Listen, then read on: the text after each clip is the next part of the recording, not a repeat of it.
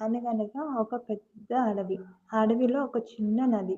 ఆ నదిలో కోలు అనే మొసలి ఉండేది. అది చాలా తెలివైనది.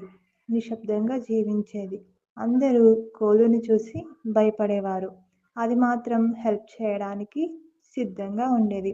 ఒకరోజు నది ఒడ్డున ఒక చిన్న కోతి చెట్ల పైన ఆడుకుంటూ కాలు జారి నీళ్ళల్లో పడిపోయింది. ఈ విషయం చూసిన కోలు వెంటనే నీళ్ళలోంచి ఈదుకుంటూ వెళ్ళి కోతిని తన వీపు పైన ఎక్కమని చెప్పింది. మొదట కోతి భయపడింది. కోలు గట్టిగా మాట్లాడడం వల్ల అది నమ్మి కోలు వీపు పైన ఎక్కి కూర్చుంది కోతి. కోలు సురక్షితంగా నది ఒడ్డుకు తీసుకువెళ్ళింది. కోతి చాలా ఆశ్చర్యపోయింది. ముసలి కూడా ఇంత మంచి మనసు ఉంటుందా అని. అప్పటి నుండి కోతి, ముసలి మంచి ఫ్రెండ్స్ అయ్యారు. వేరే జంతువులందరికీ ఇది ఒక గొప్ప గుణపాఠంగా మారిపోయింది.